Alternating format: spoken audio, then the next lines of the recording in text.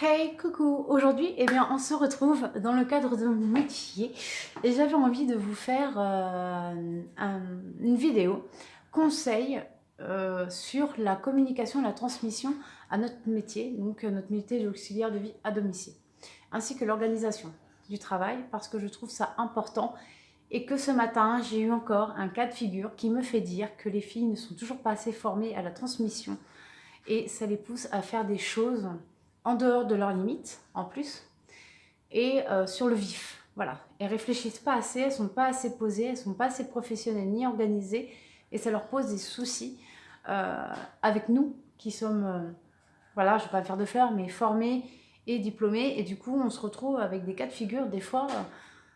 Enfin, je sais clairement que je vais me retrouver comme une con si c'est moi qui voyais le médecin l'après-midi. Bon, après, c'est pas le cas, mais voilà. Donc, je vais m'expliquer. Ce midi, je suis arrivée chez un couple, donc je pointe, je regarde mes transmissions. Je vois que cette dame n'a pas été bien depuis le samedi matin, midi, bon, plutôt le midi, ouais, ça n'allait pas très bien.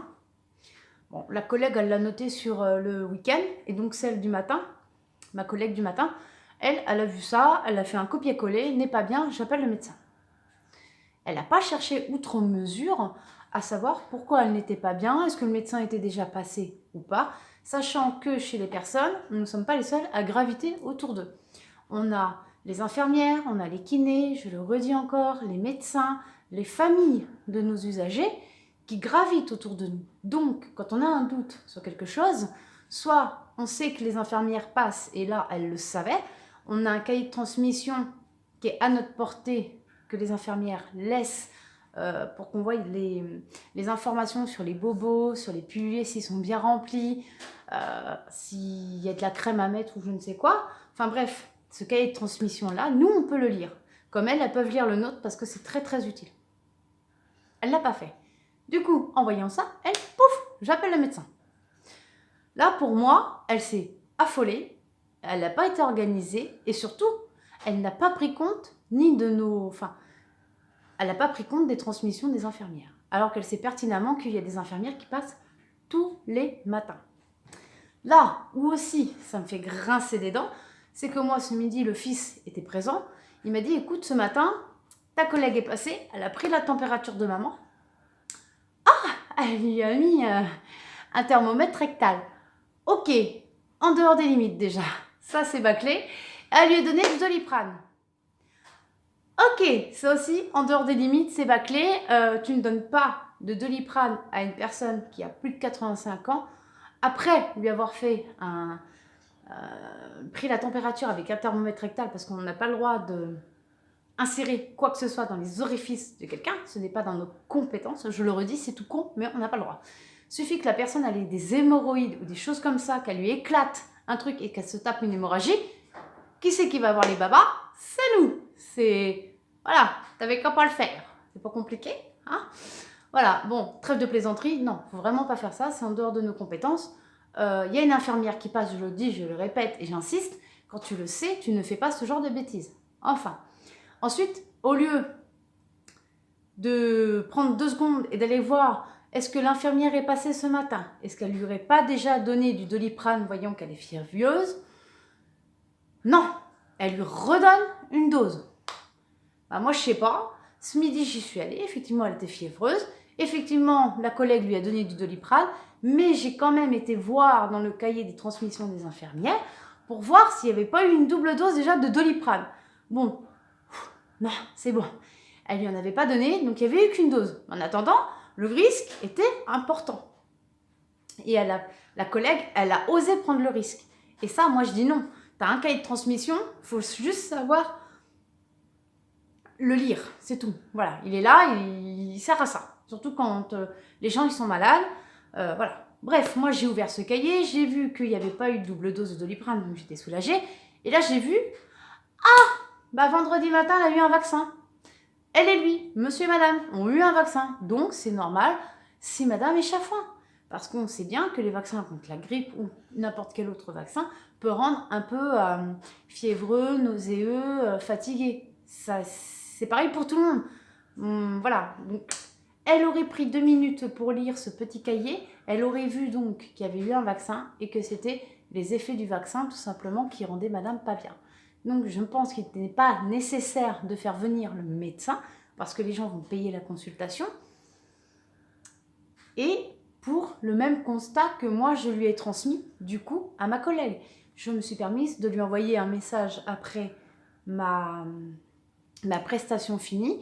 J'ai remarqué dans notre cahier de transmission, attention, monsieur et madame ont eu un vaccin. Il semblerait que pour madame ce soit un peu plus difficile, qu'elle soit un peu fiévreuse et un peu plus lasse que d'habitude. Je pense qu'il n'était pas utile de s'alarmer quoi pour ça. Il fallait juste mettre un mot, attention, voilà. Chose que j'ai faite ce midi du coup. Et je me suis permise du coup de lui renvoyer un message en disant je pense que tu t'es affolée pour rien. Parce que si tu avais lu le cahier de transmission des infirmières, tu aurais vu qu'elle avait eu un vaccin le vendredi et que c'est donc le contre-coup du vaccin à mon sens. Après jeudi, je suis dans un souci de bien faire. Effectivement, elle voit une personne qui n'est pas bien, elle appelle le médecin, il y a de la fièvre, c'est très bien. Mais je pense qu'elle aurait dû lire ce cahier, appeler le médecin, lui dire voilà, écoutez, madame Nana, elle a eu un vaccin, voilà. Le médecin lui aurait sûrement répondu au téléphone, au lieu de dire écoutez, oui, je me déplace, machin. Il lui aurait sûrement dit ne paniquez pas, le vaccin est là, c'est le contre-coup. C'est mon avis.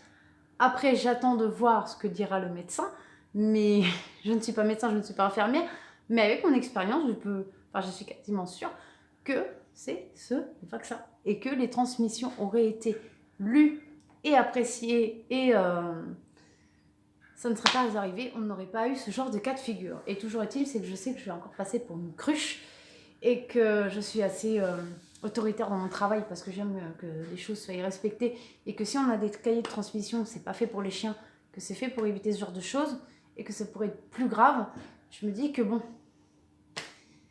c'est pas pour rien s'ils sont là. Enfin bref.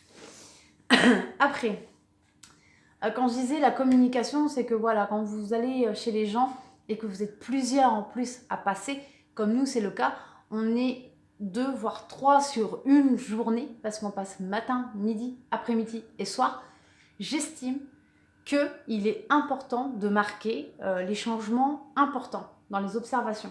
On ne nous demande pas d'énumérer ce qu'il a mangé le midi.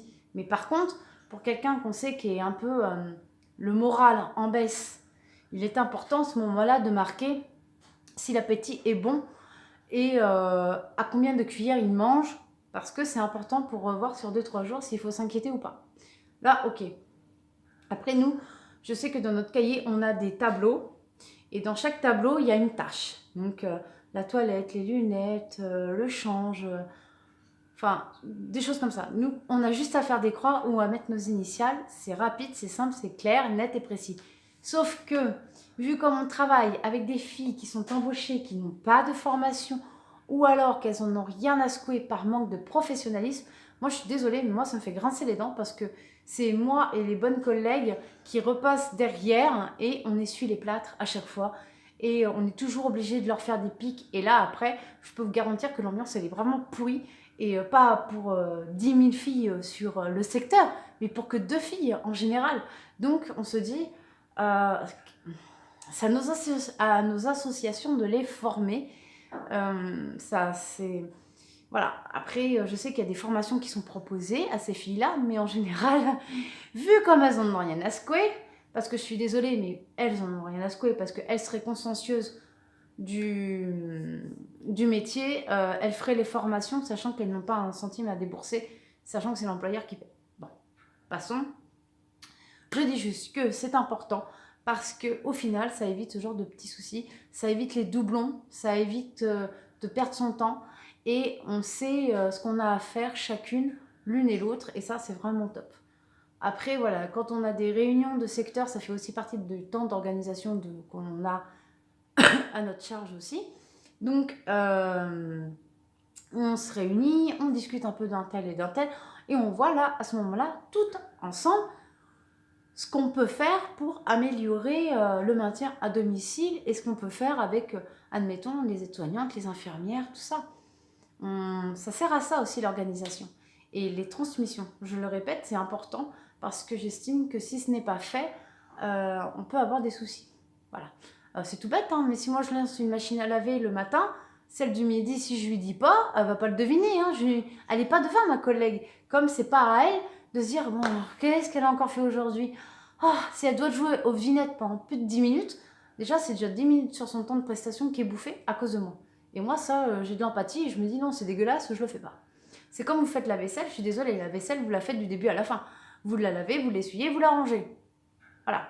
C'est ça, un bon soin rempli, c'est de prendre le soin du début à la fin, vous fermez la porte, vous savez que le soin est fini et que la collègue, voilà, quand elle repassera, elle aura juste sa prestation soin à faire. Voilà, il ne faut pas se décharger non plus trop sur les collègues parce qu'on n'est pas là pour ça. On n'est pas là pour donner toute la merde aux collègues et puis se dire, bon, c'est pas grave, elle le fera. Non, c'est pas possible ça. Sachez bien que même si c'est du domicile, c'est quand même travail d'équipe. Voilà.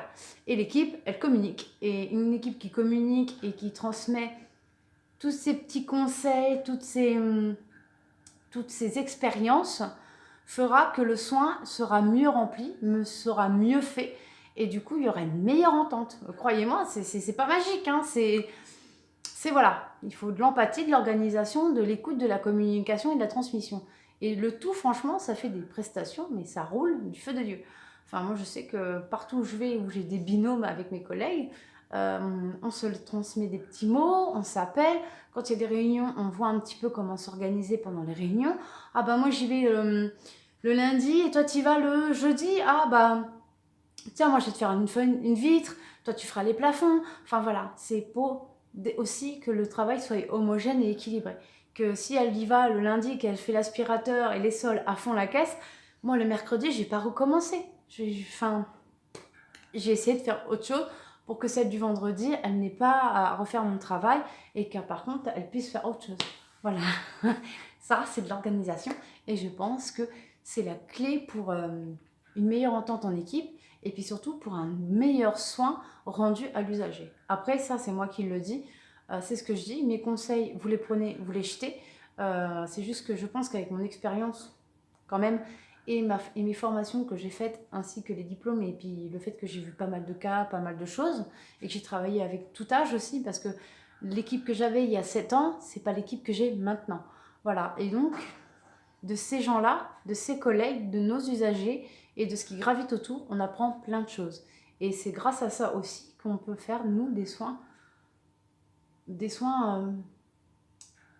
dirais pas parfaits, mais presque, parce que on m'a dit il y a pas longtemps, et là je vais rebondir dessus parce que ça m'a hérissé le poil, dire que nos prestations, elles doivent pas être parfaites.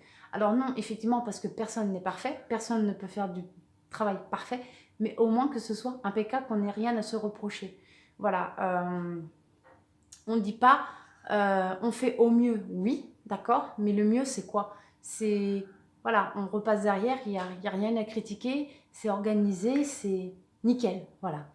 On ne peut pas nous dire, ah ben non, c'est approximatif, il y a du je m'en foutisme, on laisse le bordel. Non, c'est pas ça. C'est c'est pas ça du tout pour moi, un travail bien fait. Et ça me fait mal quand je dis, et quand on me dit clairement, oui, tu es Madame Parfaite, oui, il n'y a que toi qui est bien. Absolument pas. C'est que j'aime le travail bien fait. Je prends à cœur mon travail, je suis consciencieuse. C'est ce qu'on me demande aussi. Parce que moi, la personne chez qui je vais, elle n'a pas à subir mes problèmes, elle n'a pas à subir admettons, si dans ma vie perso, j'étais véritablement bordélique. Non, ça n'a rien à voir. Il faut une Élodie, admettons, bordélique à la maison, d'accord? Mais une Élodie ponctuelle, à l'écoute et aimante de son travail. Et si je suis aimante de mon travail et que je suis assez attentive à mon travail, il n'y aura pas d'oubli, il n'y aura pas de bêtises. Le travail sera fait, clairement. On ne veut pas un travail bâclé. On veut que le boulot soit fait, ce pourquoi on est payé quand même, je tiens à le préciser. On n'est pas là-bas pour rêvasser. On n'est pas là-bas pour foutre le soin et voilà quoi. Donc oui, effectivement, l'organisation, c'est aussi très très important, ça paraît pas, mais on gagne son temps et la collègue aussi, et on est super contente de travailler en équipe quand on sait qu'on peut compter les unes sur les autres et que quand il y en a une qui a un couac, et ben on va aller l'aider et vice-versa. Voilà, c'est ça le travail d'équipe. C'est pas se dire « Ah, moi ça fait 2 semaines, 3 semaines que je suis fatiguée, Ah bah c'est bien parce que Lolo, elle va pouvoir tout faire derrière moi. Moi, je fais juste le strict minimum. Voilà. Bah non, je suis désolée, c'est pas ça qu'on nous demande. Non. Et puis bon, bah au bout d'un moment, vous fatiguez la collègue, enfin les collègues, vous les fatiguez. Et à la fin, vous verrez, elles pourront plus vous voir et on va vous muter dans un autre secteur parce que tout simplement, il n'y a personne qui veut bosser avec du monde comme ça. Enfin bref, je crois, j'ai bien dit, je crois que j'ai terminé et que j'ai fait le tour sur ces petites transmissions et communications ainsi que l'organisation. Bon, c'est ce que je vous dis, vous ne prenez pas ces conseils, vous les suivez, vous ne les suivez pas, mais sachez bien que les transmissions c'est important et que quand vous savez que vous allez être remplacé et que la fille est nouvelle, allez voir votre petite responsable des secteurs et n'hésitez pas à lui demander un binôme avec votre remplaçante qui ne connaît absolument pas le secteur, qui ne connaît absolument pas les gens ni les maisons et surtout si elle est nouvelle dans le métier, il va falloir la booster, lui donner un petit coup de main en lui transmettant tout ce que vous pouvez savoir sur vos usagers, en mettant bien à portée de main et en évidence toutes les informations sur votre usager, sur les prestations qu'il y a à faire pour la nouvelle, parce que croyez-moi, elle va en avoir besoin. Je pense que quand on arrive sur un nouveau secteur, on doit se concentrer sur beaucoup de choses, donc sur la géolocalisation d'une maison. Surtout en campagne, chez nous, c'est l'horreur, il y a des patelins, c'est même pas répertorié, c'est GPS. Alors, ayez un peu d'empathie pour ces filles-là aussi qui vont en place, et dites-vous bien qu'un binôme, sur une journée, ça mange pas de pain. Et elle sera partante pour une tournée, un miel, parce qu'elle aura eu toutes les informations dont elle avait besoin, qu'elle aura pu avec vous. Et honnêtement, je pense que c'est quand même plus sympa que d'avoir le téléphone qui sonne pendant vos congés. Donc là encore, c'est du temps d'organisation, c'est un peu d'empathie et c'est aussi de la transmission et de la communication. Voilà, j'ai fait le tour. Je vais vous laisser sur ces belles paroles. Si jamais vous avez des questions, n'hésitez pas à les poser en commentaire, j'y répondrai. Des conseils, pourquoi pas, je veux bien. C'est pour ça aussi que je fais ces vidéos. Et n'hésitez pas à liker et à vous abonner à ma chaîne parce que comme vous voyez, on parle de tout.